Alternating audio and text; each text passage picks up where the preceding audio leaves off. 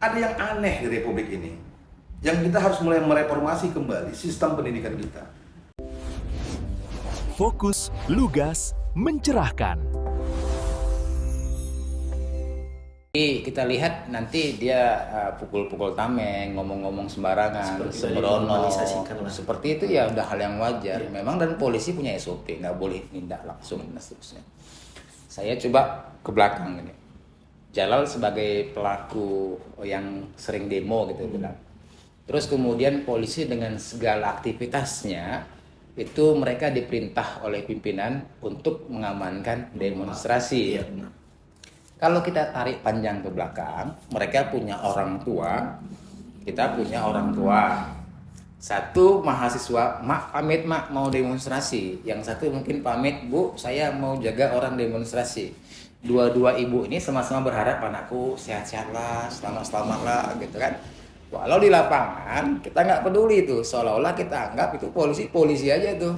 Nggak punya orang tua, ya nggak mungkin bisa sedih, nggak bisa nangis orang tuanya kalau kenapa-kenapa sama anaknya gitu. Ya mereka mungkin nggak berniat memukul atau yang lainnya. SOP mereka jalankan itu ya mungkin kadang-kadang sudah kelewat batas, mereka lakukan itu. Secara kemahasiswaan lah yang kita anggap agen perubahan ini, pernah nggak terpikir gitu, wah karena mungkin lettingan-lettingan kita sudah ada yang jadi polisi juga, sudah ada yang jadi tentara juga gitu. Pernah nggak berpikir ini kawan kami, ini juga sahabat kami, juga punya profesi yang sama, jangan-jangan atau om kita, wah kita juga punya polisi gitu juga. Pernah nggak terpikir gitu? Jadi potensi chaosnya itu kecil gitu. Yang jelas kalau udah namanya mahasiswa akan menggelar demonstrasi itu pasti akan disusun dengan tahap-tahap yang jelas gitu, lewat konsolidasi dan sebagainya macamnya. Nah kemudian dalam konsolidasi itu juga dibahas dalam pengumpulan massa dan juga POAC, planning, organizing, controlling, actuating. Nah kemudian itu juga dibalut menjadi aksi. Nah jelas ini bahwasanya sebelum untuk menjawab yang tadi, bahwasanya setiap aksi itu wajib ada koordinator aksi, pimpinan lapangan. Nah itu juga sudah dikontrol. Kemudian yang menjadi yang pertanyaan abang tadi, kenapa bisa chaos? Kenapa bisa mereka lebih ke ya kayak ngelece gitu loh kan, ke polisian atau menghina atau segala macam.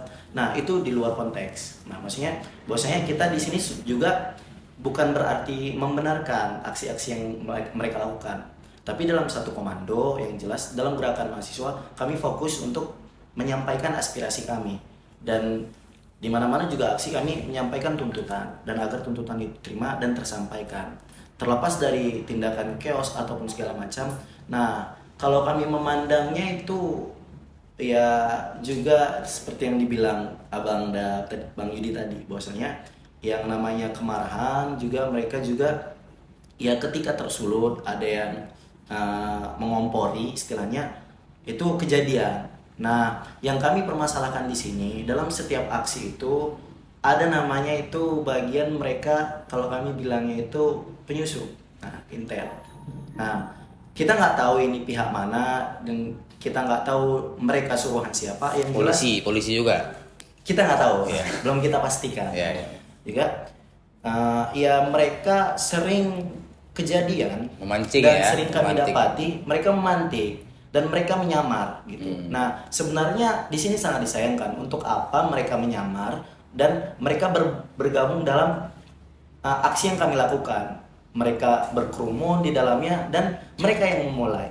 Nah itu rata-rata kalau dalam kajian kami mereka yang melakukannya, dan bukan berarti bagian dari kami juga nggak pernah melakukannya. Tapi oknumnya dari mana, dari pihak mana tuh belum pernah tahu ya. Iya, tapi dari aparat sendiri kah atau dari komunitas yang lain kah yang didesain. Kalau biasanya itu kan nggak mungkin rasa kami sipil melakukan hal yang terstruktur seperti itu. Jadi dugaannya aparat lah ya. Iya. Untuk mengamankan. Nah, yang kami sayangkan seperti itu. Kalau kita kaji juga aksi-aksi pembakaran, penjarahan, itu banyak bukti-bukti yang bahwasanya ini bukan murni gerakan dari mahasiswa. Ada orang yang ngambil alih dan ngambil andil azas kekeosan ini dan mereka ambil di situ. Bang, pasti gitu. Bang. Jadi ini kan ada disinyalir pengalaman adik-adik Nah. demo, ada pihak-pihak ketiga lah kita bilang yang di luar dari pergerakan, yang di luar dari orang-orang yang sudah di brief untuk aksi secara tertib, mengikuti standar operasional gitu. Pengalaman sendiri pernah nggak jumpa, ada ini nih, ada penyusupnya, ada ini, sehingga chaos tuh justru ditimbulkan sama mereka. Iya. Jadi kita bicara begini, seperti yang dijelaskan tadi dari awal narasinya bahwa dua-dua ini punya kepentingan yang baik, dua-dua bersumber dari izin kepada orang tua melakukan tugasnya masing-masing. Tapi ada hal yang harus kita sikapi pertama. Kedua hal ini baik dalam versinya masing-masing. Dan keduanya ini adalah dua pihak yang ditakdirkan untuk berbenturan. Memang harus bentur ya.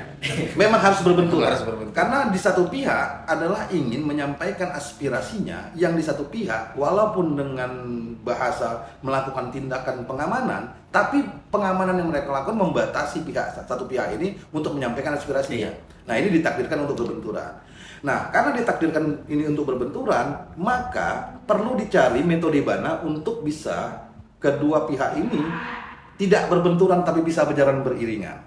Nah, muncul persoalan berikutnya adalah kalau saya melihat ini ya di luar buruk sangka, ada beberapa metode dari aparat penegak hukum dalam mekanisme pembubaran aksi yang itu udah menjadi rahasia publik. Iya. Metode-metode yang mereka lakukan cenderung bahwa misalnya mereka harus memancing kelompok sipil atau kelompok mahasiswa ini ketika melakukan demonstrasi untuk melakukan chaos. Mereka memancing. Nah, Biar punya alasan ya. Alasan untuk membubarkan itu itu salah satu contoh. Sebenarnya kalau kita bicara negara berdemokrasi yang dewasa, sederhana saja. Kalau kita bisa sikapinya bahwa hari ini pihak intelijen mereka tidak berjalan dengan efektif. Sederhananya mahasiswa ini tidak ribet, mereka datang untuk menyampaikan aspirasinya. Pertemukan. Hari ini kan ada overprotective yang luar biasa berlebihan di depan kantor DPR, memutus akses mahasiswa ini untuk perwakilan mereka ketemu dengan anggota DPR. Ini kan sering terjadi. Nah, ini Bang, bentar, aku potong Bang. Ini kan kita lihat nih Bang, itu beberapa kabupaten kota sudah menjalankan aksi demonstrasi gitu. Ada yang sampai bakar, nggak ketemu sama yang dituju. Di tempat yang lain ada yang sedang duduk-duduk demonya. Bupatinya datang, wali kotanya datang, DPRD-nya juga ikut turun dan semuanya gitu. Jadi ini kenapa nih? Maksudnya di beberapa daerah ini alasan mereka nggak berani keluar, nggak berani nemuin pendemo. Padahal menyampaikan atau menyuarakan itu kan memang dijamin undang-undang ya. Kita dibenarkan, dibolehkan dengan standar peraturan yang dibatasi jam, dibatasi ini mesti memberikan surat pemberitahuan sebelumnya dan semuanya. SOP itu dijalankan nih sama pendemo. Terus alasan si yang di demo ini apakah DPRD atau polisi atau pemerintah, kenapa mereka nggak berani temui itu? Padahal tadi kayak Bang bilang misalnya, padahal kalau mereka ketemu, mereka datang, apakah mereka takut nih jangan-jangan tiba-tiba nanti kena lempar bola, kena pukul bola dan seterusnya? Karena pernah Bang ketua DPRD Sumut Bang mati Bang. Dilempar. Saya lupa apakah dia ketua DPRD atau Ketua anggota, DPRD. itu dipukuli itu asli itu. Ada videonya. Almarhum Adi Sangka, Itu PDI. apakah mereka Demokrat. Iya. trauma dengan itu aksi massa yang brutal itu atau kayak mana itu Bang? Nah, itu tadi saya bilang, sebenarnya di dalam ilmu kepolisian dan pertahanan, termasuk TNI, mereka punya yang namanya deteksi dini. Ini adalah pola kerjanya intelijen. Ketika mereka tidak memiliki kemampuan untuk melakukan deteksi dini terhadap aksi-aksi massa yang muncul, ini yang terjadi. Akhirnya apa? Anggota DPRD, anggota wali kota atau bupati ini tidak mendapatkan informasi yang cukup. Apakah mereka aman ketika turun ketemu, ataukah mereka tidak aman? Harusnya yang memberikan tingkat kewenangan ini adalah informasi berdasarkan intelijen, yang kemudian mereka mengkaji bahwa aksi ini murni kelompok mahasiswa, tidak ada yang nunggangi, Bapak bisa ketemu dengan mereka dengan tanda kutip dalam dilakukan pengawalan tertentu. Nah, hari ini mungkin juga intelijen ini tidak berjalan, atau bisa jadi memang dosa pejabat-pejabat di daerah-daerah tertentu tersebut terlalu banyak di masyarakat. Betul. Terlalu menyakitkan hati sehingga mereka merasa mereka tidak berani untuk ketemu, sehingga muncullah kemarahan.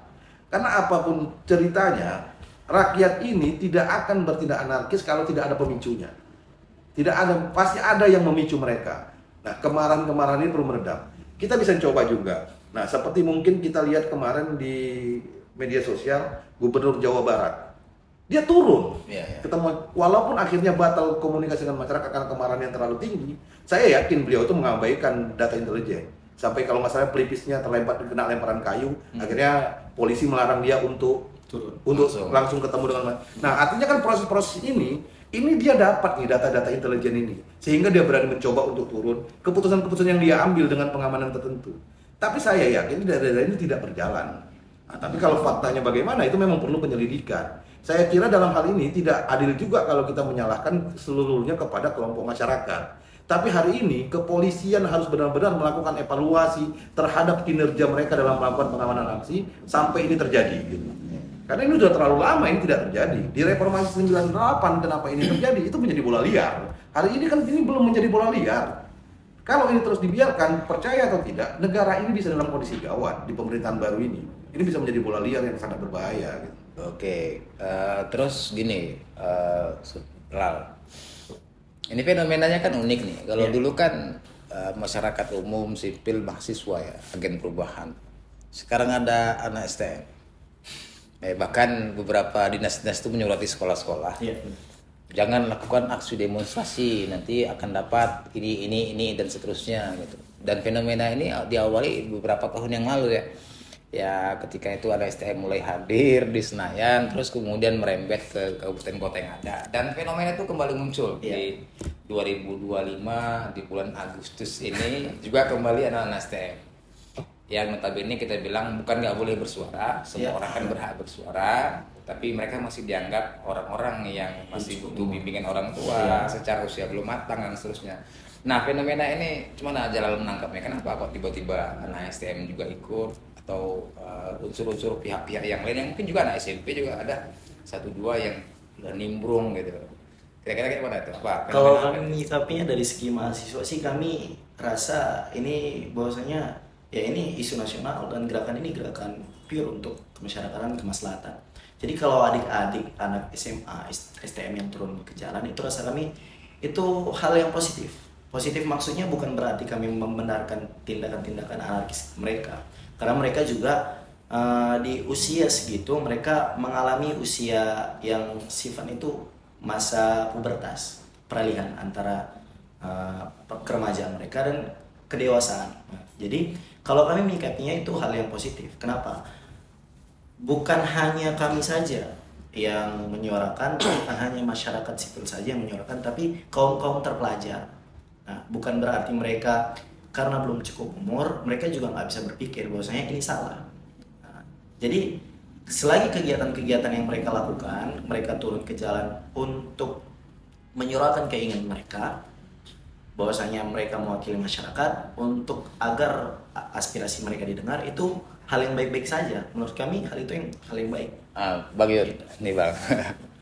Kalau pandangan Jalal tadi no problem lah. Iya. Namanya dia juga orang terpelajar, juga kepingin menyuarakan dan seterusnya gitu. Kenapa saya katakan fenomena? Mungkin dulu tak pernah kita jumpai seragam putih biru, masih baju sekolah, turun ke jalan. Saya melihat ini fenomena geng motor juga kan diselimuti oleh kalangan pelajar ya, yang suka tawuran, COD istilahnya kan, ketemu sana ketemu sini, perang dan seterusnya gitu. Dan mereka lagi senang-senangnya menuju tempat keramaian kayak gitu, bertindak suka hati, lompat ke sana kemari ya, bukan ngerasa sakti tapi. Saya coba tanya ke Bang Yudi lah selaku Intel Polres, bukan, pengamat lah ya yang sudah cukup melanglang buana di dunia ini. Saya kalau mahasiswa mungkin nalar kritisnya tuh lebih bagus ketimbang pelajar, bukan menyepelekan pelajar lagi-lagi. Tapi secara kematangan usia, mereka tuh memang lagi mencari jati diri kita bilang. Masih suka gampang terpengaruh kelompok ini, kelompok itu. Ada nggak unsur-unsur dari komunitas geng-geng motor mereka itu yang cukup diambil satu gacuknya, satu tokohnya, ikut aja Syanu, nanti kita kasih apa dan seterusnya gitu. Abang melihat itu nggak? Fenomena anak STM ini gitu. Jadi kalau kita melihat fenomena yang ada, saya cuma mau mengingatkan negara ini hati-hati. Ini ada sebuah nilai buruk yang kita wariskan hari ini, yang saya khawatirkan hari ini anak-anak STM itu menganggap bahwa demonstrasi adalah tempat mengekspresikan kemarahan, itu maksud saya. tempat mengekspresikan permusuhan. Karena hari ini setiap anak STM turun dengan tanda kutip mereka mengartikan ajakan mereka demo bahwa abang-abang mahasiswa nggak sanggup menghadapi ini, mereka butuh kami. Nah, jadi mereka ini seperti pasukan perang. Ketika mereka turunkan, ini yang dihadapi. Nah, kalau kita mencermati ini lebih luas, ada yang aneh di Republik ini, yang kita harus mulai mereformasi kembali sistem pendidikan kita. Nah, kita harus memahami bahwa politik itu menjadi barang tabu yang dibahas di sekolah. Di tingkatan SMP, SMA ini menjadi bahan tabu. Sementara pelajar-pelajar ini adalah cikal bakal pemimpin masa depan bangsa. Kenapa mereka ditabukan untuk membahas ini? Nah, ini yang pertama yang harus kita sikapi, bahwa mereka harus diberikan pendidikan politik sejak ini. Nah, sampai ke tahapan SMA ini kan ada hal yang aneh. Rata-rata pemilih pemula itu di usia, di tingkatan mereka, kalau sekarang kelas 12 ya. Kelas 12. Nah, di kelas 12. Mereka ini pemilih pemula hampir umum. Hampir 75% di seluruh Indonesia, pemilih pemula ini di usia mereka nih. Iya. Sudah mulai memilih. 75% di kelas 12 itu sudah mulai memilih. Aneh tidak kita bayangkan, bagaimana mereka bisa memilih anggota DPR dan pemimpin yang baik ketika mereka tidak melek politik. Artinya hari ini harus sudah dibuka loh. Nah, saya yakin pihak-pihak lembaga pendidikan kan belajar di psikologis pendidikan bahwa ada kata yang paling tabu yang tidak boleh kita sampaikan kepada anak-anak, mulai dari anak-anak sampai usia remaja. Kata jangan. Ini kan nggak boleh disampaikan. Kenapa? Ketika mereka jangan, mereka menganggap itu ada tantangan, bukan larangan gitu. Nah, hari ini kenapa munculnya fenomena geng motor dan segala macam? Terlalu banyak kata jangan buat mereka. Hari ini pihak sekolah harus merubah sistem pendidikannya, bagaimana kemudian memberi muatan-muatan politis, bagaimana demonstrasi itu terlaksana, sehingga pemahaman ini muncul. Akhirnya ketika mereka turun ke jalan, bukan karena kesadaran bahwa abang-abangnya butuh dukungan pasukan, tapi mereka turun ke jalan memang karena bahwa orang tua kami butuh untuk dibela. Ini yang harusnya kita bangun hari ini. Nah, kalau saya sepakat seperti dibilang tadi bahwa hari ini memang ketika mereka turun ke jalan hari ini faktanya bahwa di kepala mereka isinya adalah abang-abang kami butuh pasukan perang. Nah, dan ketika mereka hadir disambut bak pahlawan gitu kan, woi kehadiran kami nanti, sehingga mereka aksinya ya memang cenderung seperti pasukan inti, maju paling depan, tukang dobrak kan gitu kan. Iya, karena larangan itu tadi gitu. Coba mereka dari awal dicerahkan demonstrasi itu begini, politik itu proses pengambilan keputusan begini. Nah, ketika mereka turun, mereka sudah pertama yang mereka lakukan adalah memilah bahwa benarkah isu demonstrasi ini benar. Nah, yang kedua ketika mereka turun, mereka berada di posisi yang benar, berupa bagian dari masyarakat yang akan menuntut hak mereka secara politik untuk kebaikan mereka. Jadi bukan hal semata-mata bahwa mereka ini menjadi alat tempur gitu. Ini yang kita sayangkan. Nah, peristiwa ini harus kembali menyadarkan kita bahwa semuanya harus direformasi kembali, termasuk pendidikan politik kepada siswa itu. Jadi Jalal, Bang Yudi, kita hampir di penghujung kegiatan. Kita sekarang mengerucut ke Binjai lah. Kita anak-anak Binjai, ya mungkin ada yang lahirnya nggak di Binjai, tapi sekarang kita tumbuh berkembang cari makan di Binjai. Saya nggak tahu ya, mungkin Bang Yudi Jakarta lah. Kalau kita kan masih level-level Binjai lah ya. Nyari makan seperak 2 perak di Binjai. Jadi Bang, untuk Binjai sendiri lah. Binjai ini kita bilang lah lumayan kecil. Penduduknya 200 sampai 300 ribuan lah ya. Cuma penduduknya. Terus kemudian kampusnya juga terbatas beberapa. Lalu kemudian kita bilanglah nanti APBD-nya juga ala kadarnya. Ya mungkin ada bahasa yang agak ekstrim dari orang-orang di luar. Ini bahasa-bahasa yang saya dengar Bang ya. Bukan mengecilkan Binjai, tapi ada bahasa yang mengatakan gini. Di Binjai itu ayamnya sedikit, musangnya banyak. Jadi kadang-kadang itu ya nggak bagus sih untuk kita. Tapi itu sudah terlanjur ya, sudah terlanjur disampaikan ke kita. Nah, hari ini tepat di hari yang sama kita diskusi di luar sana, adik-adik rekan-rekan yang lain itu sedang demonstrasi gitu. Pendapat abang lah atau berikan pencerahan untuk kaum muda, intelektual, pelajar, mahasiswa atau masyarakat di BJ ini, apa yang harusnya kita lakukan menindak lanjuti beberapa peristiwa-peristiwa atau permasalahan baik nasional maupun di daerah. Baiknya cemana sih harusnya? kita menuntut hak kita, menyampaikan aspirasi yang baik itu tahapan-tahapannya bagaimana gitu. Ini sekaligus kita akan sampaikan edukasi-edukasi kepada teman-teman yang lain bahwa demonstrasi itu bukan satu-satunya jalan menuju perubahan.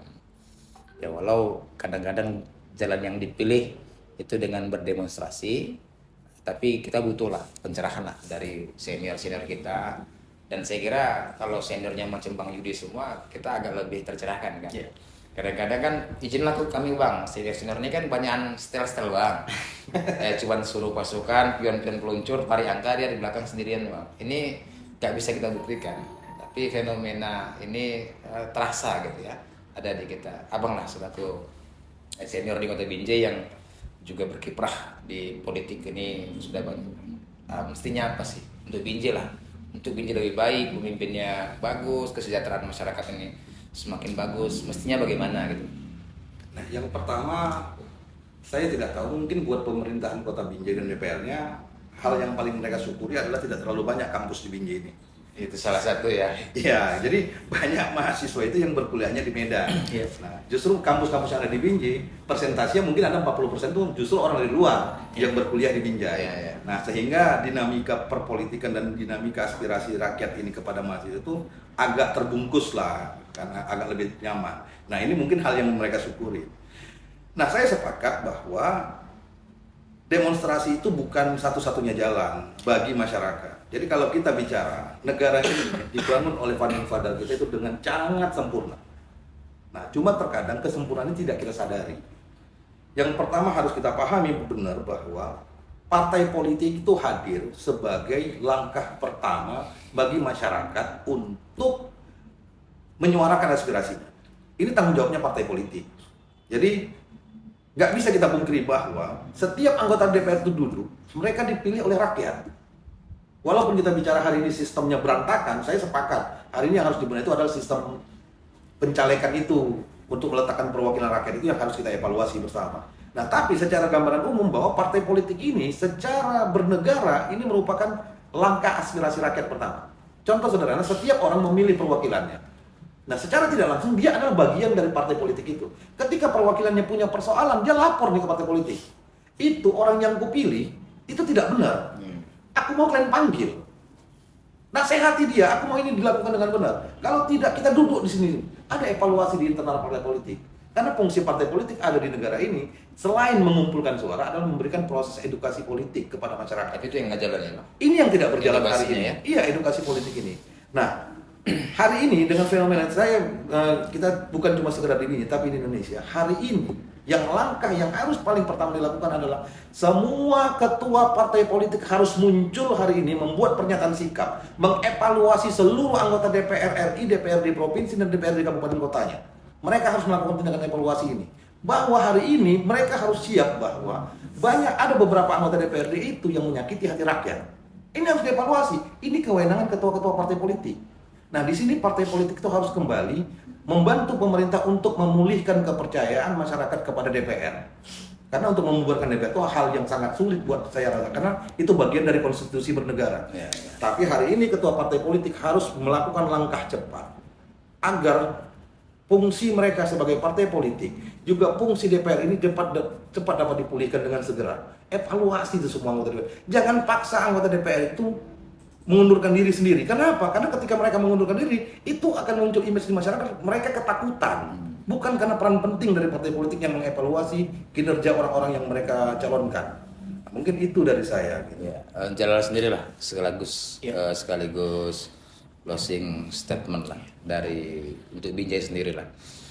Dasarnya itu kita kan kepingin tuh kalau bisa tenang, damai, cari uang gampang, bisa jalan sama anak-anak. Itu kan idaman hampir semua orang. Iya, semua orang. Walau itu belum bisa, nggak semudah itu jalan yang harus dilalui. Closing statement dari Jalal sekaligus pandangan-pandangannya mestinya bagaimana sih pemerintah kita ini menyikapi demonstrasi atau keluhan-keluhan yang ada di masyarakat. Kalau dari pandangan Jalal sendiri, bahwasanya ya kita sebagai manusia itu udah dari lahir itu memiliki nilai-nilai budi luhur yang memang dari lahir udah hadir gitu. Sifat-sifat kejujuran, disiplin, dan integritas. Contohnya misalkan kita melihat orang miskin, ada pengemis datang dan kita memberikan secara refleks memberikan uang. Nah itu nilai-nilai yang hadir dalam manusia. Nah yang jadi masalah ketika seseorang memimpin, niat dia dalam memimpin itu seperti apa gitu. Banyak kita dapati pemimpin itu nggak sesuai dengan tugas dan fungsinya sebagai pemimpin. Dia masih memikirkan, bukan memikirkan rakyat, tapi memikirkan kepentingan golongan ataupun kepentingan politiknya sendiri. Nah itu yang wajib kita amati lewat dari sistem-sistem politik yang dibilang oleh Bang Yudi tadi. Ya bagaimana kita memperbaiki sistem pemerintahan kalau kita sendiri merusak nilai-nilai budi luhur kita sebagai manusia. Jadi sebelum kita memperbaiki ataupun kita sebelum menjadi pemimpin, ya rasanya ya kewajiban bagi kita harus menanamkan nilai-nilai budi luhur gitu. Termasuk dalam kalau era kepemimpinan Jokowi mereka bilang ada nawacita. Nah, di dalam poin nawacita itu tersendiri bahwasanya integritas, sifat gotong royong, disiplin, kejujuran itu wajib ditingkatkan karena seiring berkembangnya zaman di Indonesia ini berkurang. Nah, bagaimana kita mendapati seorang pemimpin yang baik sementara masyarakatnya itu sendiri tidak baik. Nah, jadi representatifnya pemimpin adalah isi dari masyarakat yang ada di Binjai, yang ada di daerah itu. Ya kita lihat banyak dari masyarakat itu pun tidak menjalankan tugas dia sebagai masyarakat, menjaga ketertiban, mensejahterakan sesama, ataupun menjalankan undang-undang yang memang harus menjadi dasar kita sebagai bermasyarakat. Oke. Nah, jadi poin pentingnya kalau memang kita ingin mendapatkan daerah yang baik, daerah yang adil dalam kemakmuran, makmur dalam keadilan untuk kemaslahatan semua masyarakat, ya kita harus memperbaiki seluruh sistem. Harus seluruh sistem kita perbaiki. Dan itu kembali kepada nilai-nilai budi luhur kita sebagai manusia. Kalau kita tanamkan nilai-nilai budi luhur itu, semua sistem pasti akan berjalan. Dengan catatan kita harus sesuai dengan sistem yang berlaku dan sistem yang untuk mencari kemaslahatan dan kebenaran. Nah, maka kalau dari jalan sendiri, kalau kita menyalahkan pemerintah itu juga nggak bisa kita sepenuhnya menyalahkan.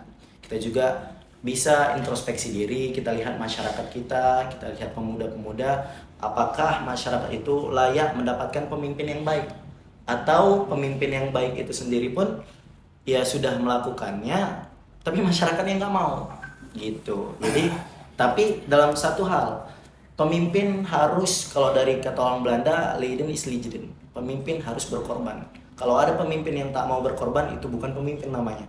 Kemudian kalau udah namanya pemimpin buruk di suatu daerah, ya ikan busuk dari kepalanya.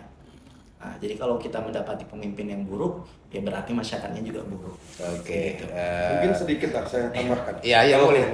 Jadi saya cuma mungkin di dalam melalui media ini saya ingin menyampaikan juga kepada pemerintah bahwa percepat loh efisiensi anggaran yang diselesaikan. Jangan terlalu lama uang itu di APBN, di APBD provinsi, dan APBD kabupaten kota. Ini harus segera dilepas.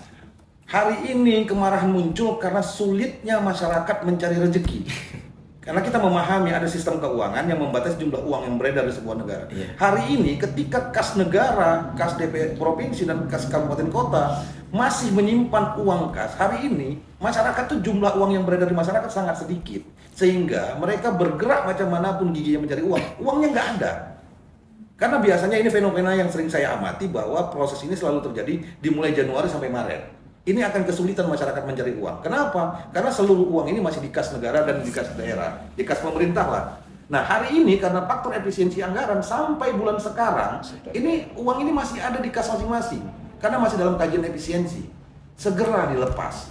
Dan kedepannya saya berharap pemerintahan Prabowo ini segera melakukan sistem bergulir. Jangan lagi ada fase stagnasi ekonomi masyarakat itu terkunci karena uang tidak beredar di kas negara. Jadi harus dilakukan proses baru. Bagaimana proses kesulitan ini evaluasi sambil berjalan, laporan sambil berjalan. Tidak ada lagi uang yang nyangkut di kas. Lepas, biarkan ekonomi terus berputar. Karena kalau sampai detik ini juga ini tidak dilepas, masyarakat nggak akan ada uang yang diperebutkan di lapangan. Mungkin itu dari saya. Oke, terima kasih untuk kedua pembicara kita. Saya rindu sebenarnya momen-momen diskusi seperti ini dengan ritme yang harusnya lebih sering ya. Sehingga tadi ada bahasan-bahasan bahwa pemimpin itu cerminan dari masyarakatnya. Aku rasa kalau masyarakat yang macam kita gini, pimpin kita katanya Semoga. belum tentu juga. Tapi saya tertarik tadi kajian dari Bang Yudi soal betapa masyarakat ini sudah terlalu lama gelisah, sudah terlalu lama resah, bahwa bahkan mereka untuk kebutuhan perutnya pun sekarang sudah sulit ya. Bahkan Kalau dibatasi. dulu pernah ada momen kita punya uang nggak tahu belinya di mana, artinya barang langka, tapi uang ada, itu masih pening tapi nggak terlalu ya. Nah ini barang ada, kita mau beli nggak ada alat tukarnya gitu. Buat dongkol. Jadi makin kesal lagi gitu.